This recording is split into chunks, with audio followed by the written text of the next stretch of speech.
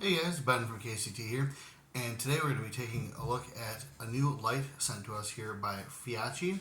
Now they did send this out for a review, so we are taking a look at this on their dime. The good news is that if it sucks, I get to say everything about it that sucks, and I didn't have to pay money for it.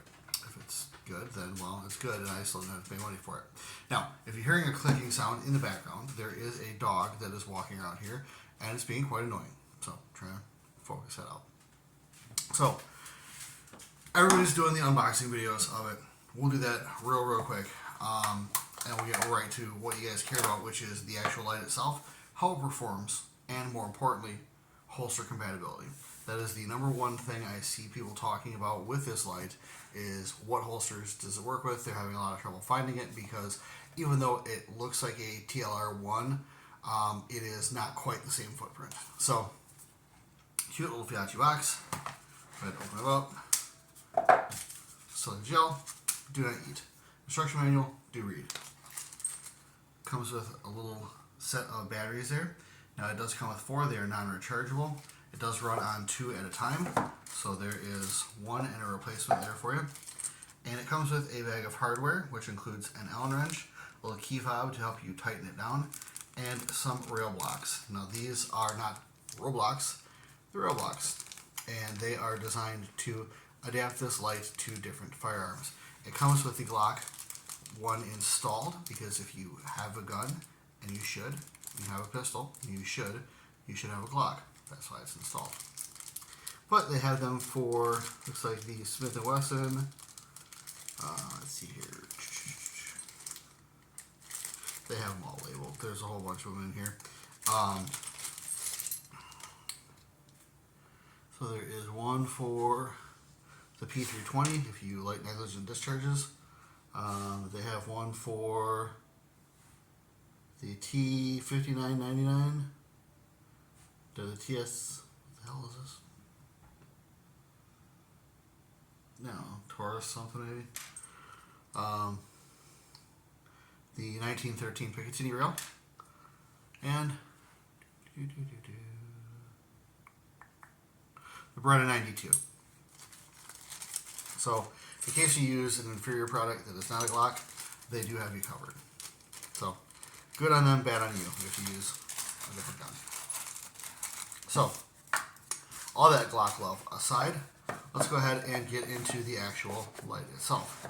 Light itself is the upgraded version. It is 1,000 lumens, and they do have a deal going on right now at the time of filming this video where it is 50% off on Amazon.com. If I still see it, I will put a link to it in the description. And so that takes it from, it's like $53 down to $28, something like that, which is a steal for something like this. Now, it is on my Glock 17 Gen 3, the RTF2. It is totally clear.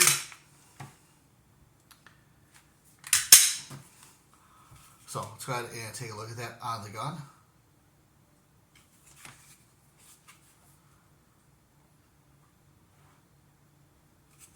Now, the switches are interesting. I'm not a fan of the TLR style switches at all. I think those are for the devil, and I think that the ultimate expression of God's love is the APL, and that uses paddles, just like your Sunday school teacher, and if you're lucky, the girl you marry. Similarly, like the Foxtrot 1 uses very hard to push paddles, but paddles nonetheless. Additionally, the Nightcore NPL-30 uses buttons on the side, which are like paddles, just not quite. So, some people have complained that the switches are backwards for the TLR, which I could care less about. Now, on these, pushing it up to the right, or up on the right-hand side is constant. Pushing it down on the right-hand side is momentary. So, activating with my hand, my firing finger, constant, momentary. Constant, momentary. Now, if I'm going to use my support hand thumb, constant, down, momentary, up. So, it is a little bit awkward. I don't know if that's what people are talking about when they talk about the switching. Again, I don't use the TLR just because I hate their switches, and that's the only reason I hate it. personally, I just don't like it. However, on this one, I'm willing to kind of overlook that just because the light is so great.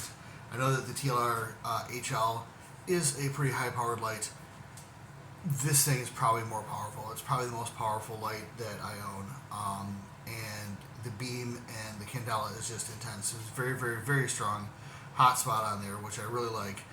Very good spill as well around there. So it's the light itself all around is very, very, very, very nice. Now, will it stand up to repeated abuse? I don't know. We will get into that as we do some testing. But let's go ahead and take a look at what the light will work with as far as holsters go. Now, it does have a removable back end here, just like your mother. And you can pop this off and go ahead and replace the batteries. Now, it's not hinged or attached. It actually just comes right off once you undo a small latch. Everyone else shows that in their videos, so I'm not going to show it in mine. So let's look at some holster compatibility. So the first one we have here, and everyone has been complaining how hard this thing is to find a holster for. I understand. I do a lot of holster reviews, so I'm pretty well set up for testing those. The first one is the sweet Phobos RBT-17, and that is their light-bearing holster for the Glock 17, and it accommodates almost every light on the market. And you'll see why here in a second if you're not familiar with the product. It does have a hinged little flap here that allows you to put the gun in there with almost any light, and it snaps shut with this little retention snap. Now, go ahead and pop it in there. Stays in there just perfect. Not danger coming out at all. Go ahead, pop it off, draw, and you're done. So, you want to use it with what they call the Lighthouse 3. Now, the Lighthouse 3 is their end cap here that protects your light. As you can see there, you can see the light through the bottom. And it stops it from getting knocked around and things like that. Now, there is another way to run this. So we'll go ahead and pop this out. And as you take a look, you can take the end cap off. And then it becomes, oh gosh, there's another name for it. But this is the RBT-17 version of it. So you go ahead, run it in there. Now your light is exposed, but the package overall is smaller, much like you found out in gym class. And you can still go ahead and throw that in there and have that work with no problems. You just will not have a cover that stops it from getting bumped around. So still draws the same way. Full 9 yards. Works out great. If you do need a universal holster, or if you need a holster for a Glock 17 and you need to be able to mount different lights to it, so for example, has no problems taking care of the Foxtrot 1X, the Enforce APL, and the Nightcore NPL 30. So takes all those lights plus this big honkin' chunkin' bad mamma jamma. So no worries there. This is a great option again if you're looking to get one holster to rule them all to carry a lot of different lights. But the one that you are going to be most interested in, and I say but because there's always a but, is going to be the Safariland. Now this is their ALS 6000 series holster, and it is for the Glock 20/21, and it is the ITM3 light. So it is the 6378-3832. That is the designation there. But it puts it up on screen for you guys to take a look at. Now, it does not fit in a standard Glock 17 holster with a light. So this is for the 40, 45, and 10 millimeter. So the Glock 20/21. And it will accommodate this. It will lock in just fine.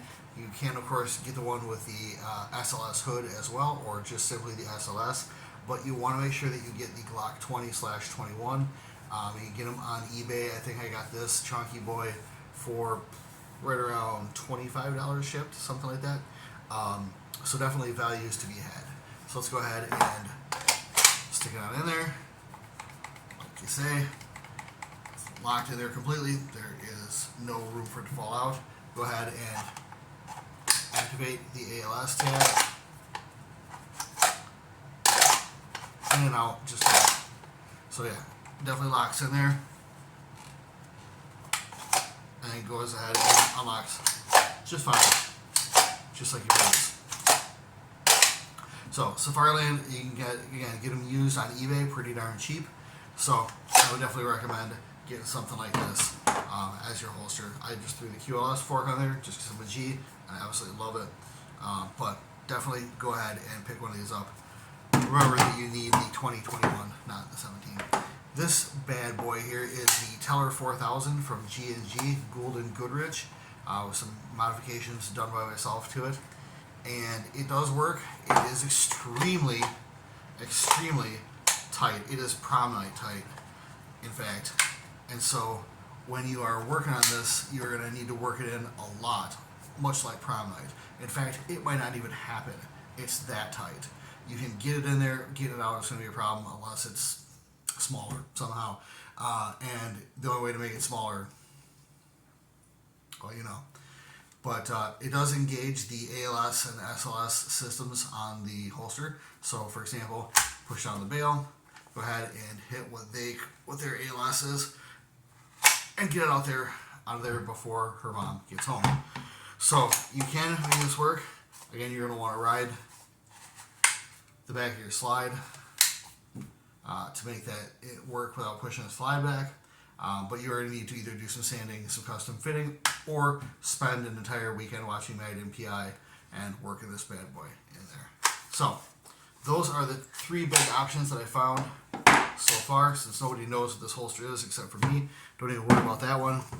Go ahead and get you a Safariland, or get you the Phobos RBT 17.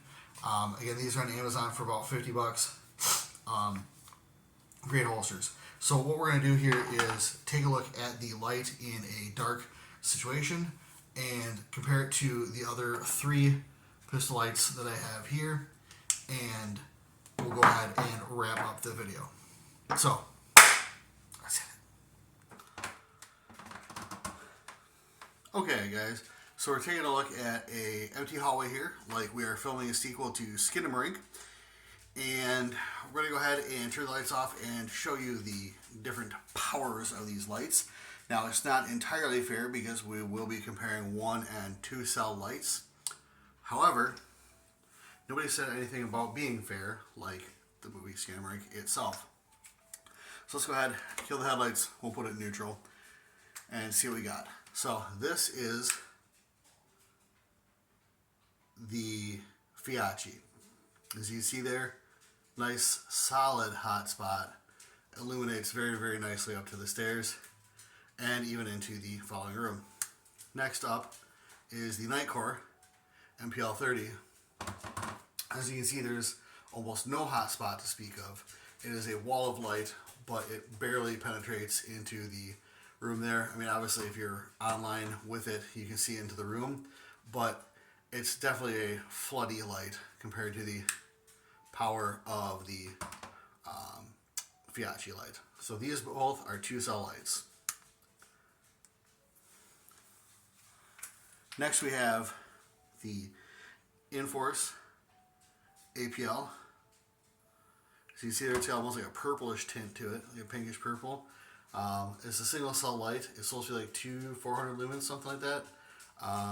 It's actually pretty bright for what it is. You see that we do have a pretty well defined hot spot there, but completely overpowered once we throw that Feyachi in there. Like, it's just not even a choice. So that is, again, a single cell light. Last, but certainly not least, we have the Foxtrot 1 by SIG, which should mean it automatically sucks, but just in partial truth, because only the mounting system sucks for this light. There is the SIG Foxtrot 1. As you can see, a very, very nice hot spot. Decent flood, you can see right into the room there, but completely overpowered by the Feyachi. Just not even close. But this one does have probably the nicest hot spot out of all of them, except for the Feyachi. So, Feyachi for the win when it comes out to the actual hotspot and the output of the candela there. Again, it's about 1,000 lumens. So that's all I have for you guys today. Hopefully you liked the video. Like, share, comment, and subscribe if you did. If you didn't, I don't want to hear from you. So guys, have a great rest of your day. I'll have more for you later.